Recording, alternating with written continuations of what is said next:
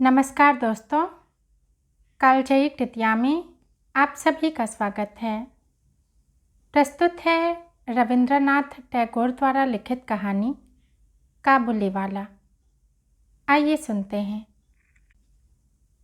मेरी 5 वर्ष की छोटी लड़की मिनी से पल भर भी बात किए बिना नहीं रहा जाता।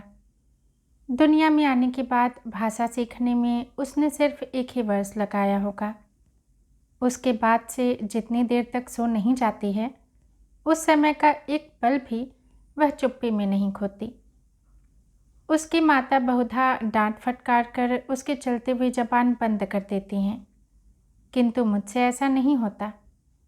मिनी का मौन मुझे ऐसा अस्वाभाविक सा प्रतीत होता है कि मुझसे वह अधिक देर तक सहा नहीं जाता, और यही कारण है कि मेरे साथ उसके भावों का आदान प्रदान कुछ अधिक उत्साह के साथ होता रहता है। सवेरे मैंने अपने उपन्यास के 17वें अध्याय में हाथ लगाया ही था कि इतने में मिनी ने आकर कहना आरंभ कर दिया, बाबूजी, रामदयाल दरबान कल काक को कौआ कहता था। वह कुछ जानता ही नहीं है ना बाबूजी। विश्व की भाषाओं की विभिन्नता के विषय में मेरे कुछ बताने से पहले ही उसने दूसरा प्रसंग छेड़ दिया। बाबूजी, भोला कहता था आकाश मुंह से पानी फेंकता है, इसी से वर्षा होती है। अच्छा बाबूजी, भोला झूठ मूठ कहता है ना, खाली पक पक किया करता है, दिन रात पकता रहता है। इस विषय में मेरी राय की तनिक भी राह न देखकर चट से धीमे स्वर में एक जटिल प्रश्न कर बैठी, बाबूजी, माँ तुम्हारी कौन लगती है? मन ही मन में मैंने कहा, साली, और फिर बोला, मिनी, तू जा भोला के साथ खेल, मुझे अभी काम है। अच्छा। तब उसने मेरी मेज के पार्श्व में पैरों के पास बैठकर अपने दोनों घुटने और हाथों को हिला हिलाकर बड़ी शीघ्रता से मुंह चलाकर अटकन बटकन दही चटा के कहना आरंभ कर दिया, जबकि मेरे उपन्यास के अध्याय में प्रताप सिंह उस समय कंचनमाला को लेकर रात्रि के प्रगाढ़ अंधकार में बंदी गृह के ऊंचे झरोखे से नीचे कलकल करती हुई सरिता में कूद रहे थे। मेरा घर सड़क के किनारे पर था। सहसा मिनी अपने अटकन बटकन को छोड़कर कमरे की खिड़की के पास दौड़ गई और जोर जोर से चिल्लाने लगी, काबुल वाला, ओ काबुल वाला। मैले कुचैले ढीले कपड़े पहने, सिर पर कुल्ला रखे, उस पर साफा बांधे, कंधे पर सूखे फलों की मैली झोली लटकाए, हाथ में चमन के अंगूरों की कुछ पिटारियाँ लिए, एक लंबा तगड़ा सा काबुली मंद चाल से सड़क पर चला जा रहा था। उसे देखकर मेरी छोटी बेटी के हृदय में कैसे भाव उदय हुए, यह बताना असंभव है। उसने जोरों से पुकारना शुरू किया। मैंने सोचा अभी झोली कंधे पर डाले सर पर एक मुसीबत आ खड़ी होगी और मेरा 17वां अध्याय आज अधूरा रह जाएगा। किंतु मिनी के चिल्लाने पर जो ही काबुली ने हंसते हुए उसकी ओर मुंह फेरा और घर की ओर बढ़ने लगा, त्यों ही मिनी भय खाकर भीतर भाग गई। फिर उसका पता ही नहीं लगा कि कहाँ छिप गई।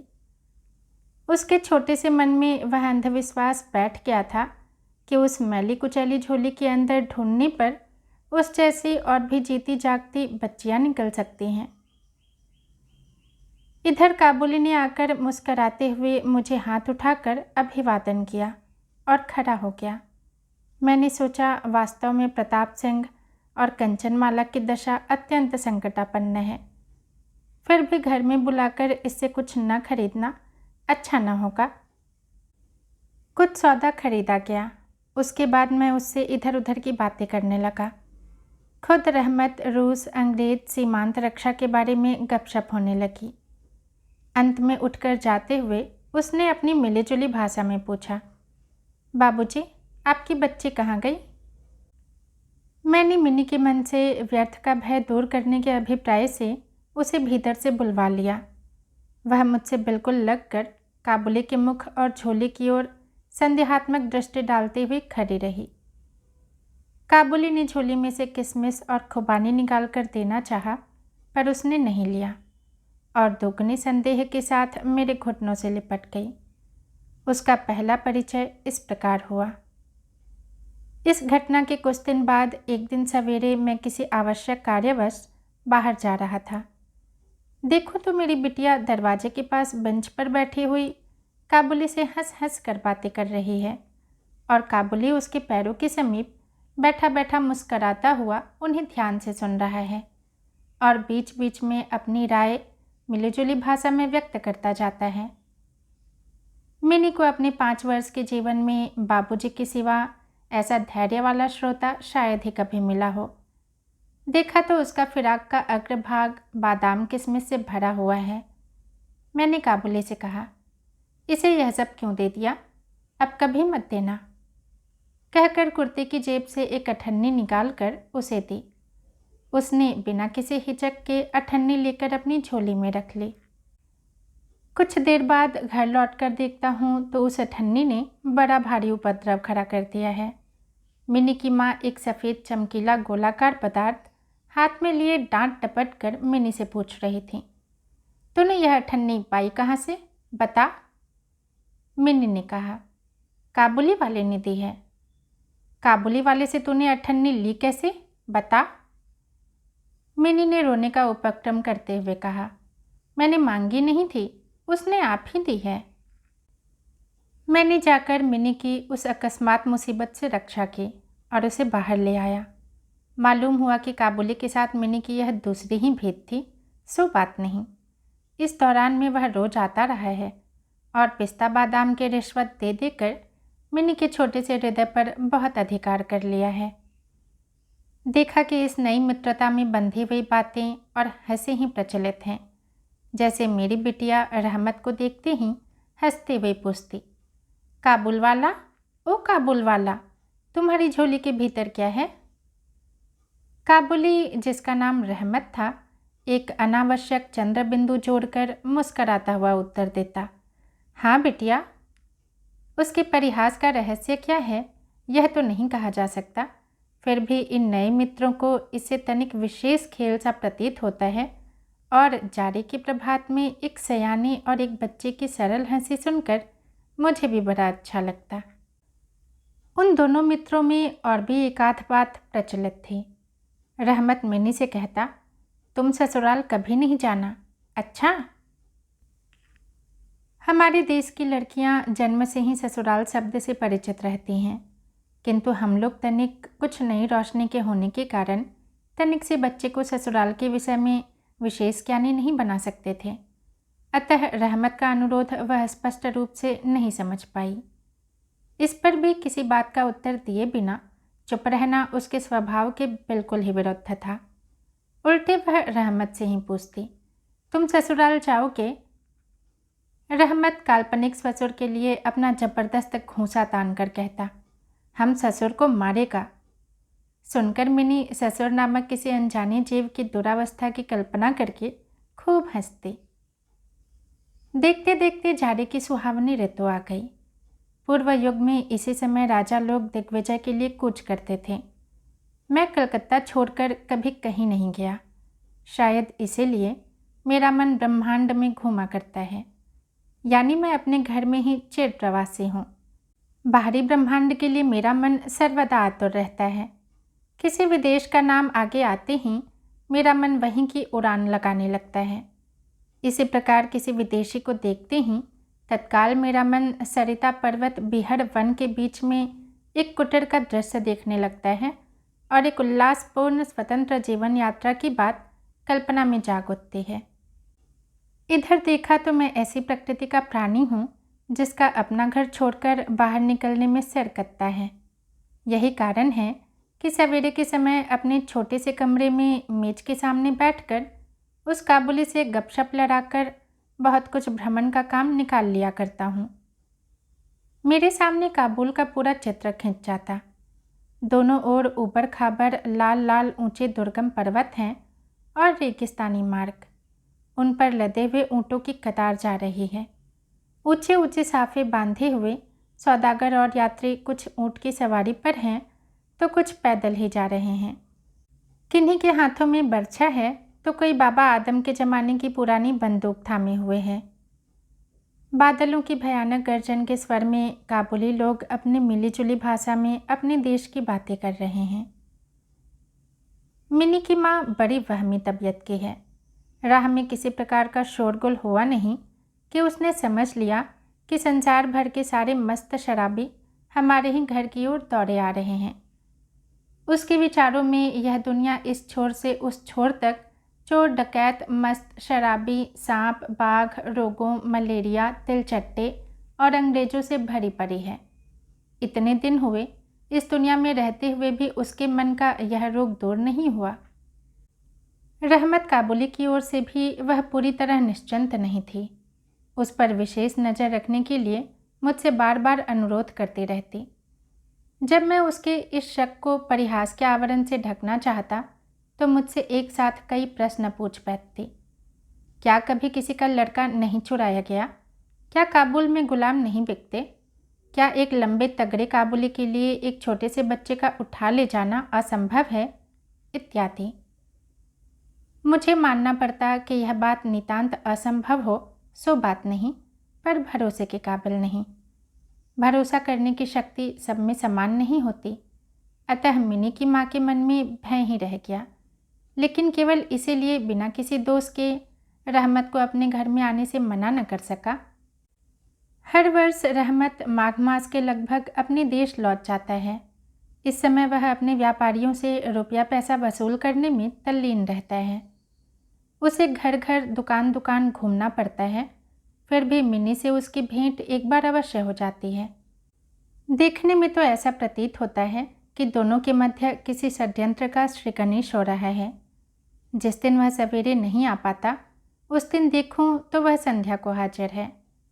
अंधेरे में घर के कोने में उस ढीले ढाले जामा पजामा पहने झोली वाले लंबे तगड़े आदमी को देखकर सचमुच ही मन में अचानक भय सा पैदा हो जाता है।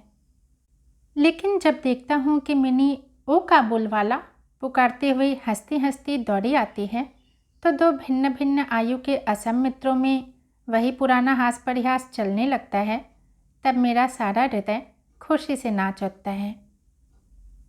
एक दिन सवेरे मैं अपने छोटे कमरे में बैठा हुआ नई पुस्तक के प्रूफ देख रहा था। जाड़ा विदा होने से पूर्व आज 2-3 दिन खूब जोरों से अपना प्रकोप दिखा रहा है। जिधर देखो उधर उस जाड़े की ही चर्चा है। ऐसे जाड़े पाले में खिड़की में से सवेरे की धूप मेज के नीचे मेरे पैरों पर आ पड़ी। उसकी गर्मी मुझे अच्छी प्रतीत होने लगी। लगभग 8 बजे का समय होगा। सिर से मफलर लपेटे उषाचरण सवेरे की सैर करके घर की ओर लौट रहे थे। ठीक इस समय राह में एक बड़े जोर का शोर सुनाई दिया। देखूं तो अपने उस रहमत को 2 सिपाही बांधे लिए जा रहे हैं। उनके पीछे बहुत से तमाशाई बच्चों का झुंड चला आ रहा है। रहमत के ढीले ढाले कुर्ते पर खून के दाग हैं और एक सिपाही के हाथ में खून से लथपथ छोरा। मैंने द्वार से बाहर निकलकर सिपाही को रोक लिया। पूछा, क्या बात है? कुछ सिपाही से और कुछ रहमत से सुना कि हमारे एक पड़ोसी ने रहमत से रामपुरी चादर खरीदी थी। उसके कुछ रुपए उसकी ओर बाकी थे, जिन्हें देने से उसने साफ इनकार कर दिया। बस इसी पर दोनों में बात बढ़ गई और रहमत ने छुरा निकालकर घोंप दिया। रहमत उस झूठे बेईमान आदमी के लिए भिन्न भिन्न प्रकार के अपशब्द सुना रहा था। इतने में काबुल वाला, ओ काबुल वाला पुकारती हुई मिनी घर से निकल आई। रहमत का चेहरा क्षण भर में कौतुक हास्य से चमक उठा। उसके कंधे पर आज झोली नहीं थी, अतः झोली के बारे में दोनों मित्रों की अभ्यस्त आलोचना न चल सकी। मिनी से आते के साथ ही उसने पूछा, तुम ससुराल जाओगे? रहमत ने प्रफुल्लित मन से कहा, हाँ, वहीं तो जा रहा हूँ। रहमत तार गया कि उसका यह जवाब मिनी के चेहरे पर हंसी न ला सकेगा और तब उसने हाथ दिखाकर कहा, ससुर को मारता, पर क्या करूं, हाथ बंधे हुए हैं। छोरा चलाने के जुर्म में रहमत को कई वर्ष का कारावास मिला। रहमत का ध्यान धीरे धीरे मन से बिल्कुल उतर गया।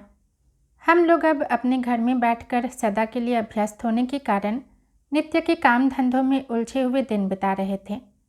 तभी एक स्वाधीन पर्वतों पर घूमने वाला इंसान कारागार की प्राचीरों के अंदर कैसे वर्ष पर वर्ष काट रहा होगा, यह बात हमारे मन में कभी उठी ही नहीं। और चंचल मिनी का आचरण तो और भी लज्जाप्रद था। यह बात उसके पिता को भी माननी पड़ेगी। उसने सहजे अपने पुराने मित्र को भूलकर पहले तो नबी सईस के साथ मित्रता जोड़ी, फिर क्रमशः जैसे जैसे उसके वयोवृद्ध होने लगी, वैसे वैसे सखा के बदले एक के बाद एक उसकी सखियाँ जुटने लगीं। और तो क्या, अब वह अपने बाबूजी के लिखने के कमरे में भी दिखाई नहीं देती। मेरा तो एक तरह से उसके साथ नाता ही टूट गया है। कितने ही वर्ष बीत गए। वर्षों बाद आज फिर शरद ऋतु आई है। मिनी की सगाई की बात पक्की हो गई। पूजा की छुट्टियों में उसका विवाह हो जाएगा। कैलाश वासिनी के साथ साथ अब की बार हमारे घर की आनंदमयी मिनी भी माँ बाप के घर में अंधेरा करके ससुराल चली जाएगी। सवेरे दिवाकर बड़ी सज-धज के साथ निकले। वर्षों के बाद शरद ऋतु की यह नई धवल धूप सोने में सुहागी का काम कर रही है। कलकत्ता की संकरी गलियों से परस्पर सटे हुए पुराने इटझर गंदे घरों के ऊपर भी इस धूप की आभा ने एक प्रकार का अनोखा सौंदर्य बिखेर दिया है। हमारे घर पर दिवाकर के आगमन से पूर्व ही शहनाई बज रही है।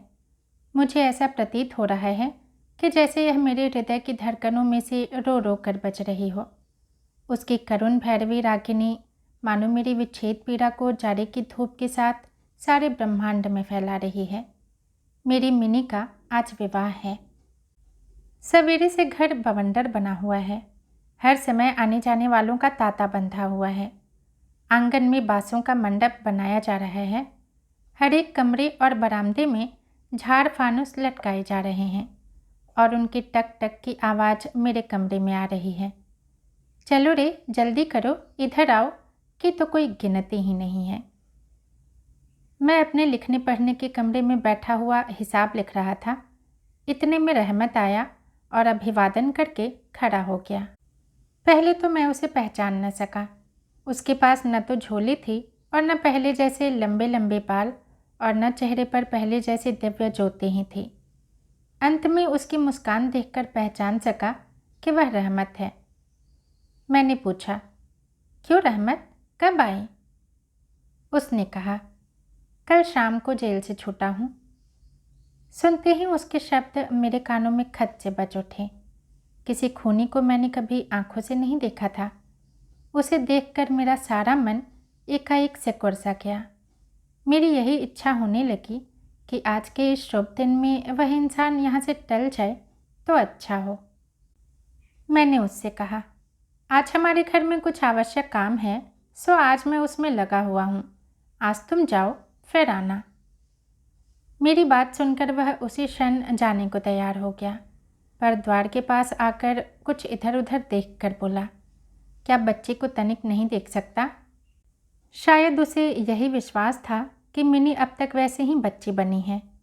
उसने सोचा हो कि मिनी अब भी पहले की तरह काबुल वाला, ओ काबुल वाला पुकारते हुए दौड़ी चली आएगी। उन दोनों के पहले हास परिहास में किसी प्रकार की रुकावट न होगी। यहाँ तक कि पहले की मित्रता की याद करके वह एक पेटी अंगूर और एक कागज के तोने में थोड़ी सी किशमिश और बादाम शायद अपने देश के किसी आदमी से मांग तांग कर लेता आया था। उसके पहले की मैली कुचैली झोली आज उसके पास न थी। मैंने कहा, आज घर में बहुत काम है, सो किसी से भेंट न हो सकेगी। मेरा उत्तर सुनकर वह कुछ उदास सा हो गया। उसी मुद्रा में उसने एक बार मेरे मुख की ओर स्थिर दृष्टि से देखा, फिर अभिवादन करके दरवाजे के बाहर निकल गया।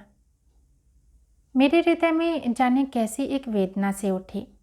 मैं सोच ही रहा था कि उसे बुलाऊं, इतने में देखा तो वह स्वयं ही आ रहा है। वह पास आकर बोला, ये अंगूर और कुछ किशमिश बादाम बच्चे के लिए लाया था, उसको दे दीजिएगा। मैंने उसके हाथ से सामान लेकर पैसे देने चाहे, लेकिन उसने मेरे हाथ को थामते हुए कहा, आपकी बहुत मेहरबानी है बाबू साहब, हमेशा याद रहेगी, पैसा रहने दीजिए। तनिक रुककर फिर बोला, बाबू साहब, आपके जैसी मेरी भी देश में एक बच्ची है। मैं उसकी याद कर कर आपकी बच्ची के लिए थोड़ी सी मेवा हाथ में ले आया करता हूँ। मैं यह सौदा बेचने नहीं आता। कहते हुए उसने ढीले ढाले कुर्ते के अंदर हाथ डालकर छाती के पास से एक मैला कुचैला मुड़ा हुआ कागज़ का टुकड़ा निकाला और बड़े जतन से उसकी चारों तहें खोलकर दोनों हाथों से उसे फैलाकर मेरी मेज पर रख दिया। मैंने देखा कि कागज़ के उस टुकड़े पर एक नन्हे से हाथ के छोटे से पंजे की छाप है। फोटो नहीं, तेल चित्र नहीं, हाथ में थोड़ी सी कालिख लगाकर कागज़ के ऊपर उसी का निशान ले लिया गया है। अपनी बेटी के इस स्मृति पत्र को छाती से लगाकर रहमत हर वर्ष कलकत्ता के गली कूचों में सौदा बेचने के लिए आता है और तब वह कालिख चित्र मानो उसकी बच्चे के हाथ का कोमल स्पर्श उसके बिछड़े हुए विशाल वक्षस्थल में अमृत उड़ेलता रहता है। ये देखकर मेरी आंखें भर आईं और फिर मैं इस बात को भूल ही गया कि वह एक मामूली काबुली मेवा वाला है और मैं एक उच्च वंश का रईस हूँ। तब मुझे ऐसा लगने लगा कि जो वह है वही मैं हूँ। वह भी एक बाप है और मैं भी। उसकी पर्वतवासिनी छोटी बच्ची की निशानी मेरी ही मिनी की याद दिलाती है। मैंने तत्काल ही मिनी को बाहर बुलवाया। हालांकि इस पर अंदर घर में आपत्ति की गई, पर मैंने उस पर कुछ भी ध्यान नहीं दिया। विवाह के वस्त्रों और अलंकारों में लिपटी हुई बेचारी मिनी मारी लज्जा की सिकुड़ी हुई सी मेरे पास आकर खड़ी हो गई। मिनी को उस अवस्था में देखकर रहमत काबुल पहले तो सकपका गया, उससे पहले जैसी बातचीत न करते बना। बाद में हंसते हुए बोला, लल्ली सास के घर जा रही है क्या? मिनी अब सास का अर्थ समझने लगी थी, अतः अब उससे पहले की तरह उत्तर देते न बना। रहमत की बात सुनकर मारी लज्जा के उसके कपोल लाल हो उठे। उसने मुंह को फेर लिया। मुझे उस दिन की याद आई जब रहमत के साथ मिनी का प्रथम परिचय हुआ था। मन में एक पीड़ा की लहर दौड़ गई। मिनी के चले जाने के बाद एक गहरी सांस लेकर रहमत फर्श पर बैठ गया। शायद उसकी समझ में यह बात एकाएक साफ हो गई कि उसकी बेटी भी इतने दिनों में बड़ी हो गई होगी और उसके साथ भी उसे अब फिर से नई जान पहचान करनी पड़ेगी। संभवतः वह उसे पहले जैसे नहीं पाएगा। इन 8 वर्षों में उसका क्या हुआ होगा कौन जाने। सवेरे के समय शरद के स्निग्ध सूर्य किरणों में सहनाई बजने लगी और रहमत कलकत्ता की एक गली के भीतर बैठा हुआ अफगानिस्तान के मेरू पर्वत का दृश्य देखने लगा। मैंने एक नोट निकालकर उसके हाथ में दिया और कहा, रहमत तुम देश चले जाओ अपनी लड़की के पास। तुम दोनों के मिलन सुख से मेरी मिनी सुख पाएगी। रहमत को रुपए देने के बाद विवाह के हिसाब में से मुझे उत्सव समारोह के 1-2 अंक छांट कर काट देने पड़े। जैसी मन में थी वैसी रोशनी नहीं करा सका। अंग्रेजी बाजा भी नहीं आया। घर में औरतें बड़ी बिगड़ने लगीं। सब कुछ हुआ, फिर भी मेरा विचार है कि आज एक अपूर्व ज्योत्सना से हमारा शुभ समारोह उज्जवल हो उठा। दोस्तों, कहानी यहीं समाप्त होती है। यदि पसंद आई हो तो लाइक करें, कमेंट करें और चैनल को सब्सक्राइब भी ज़रूर करें। धन्यवाद।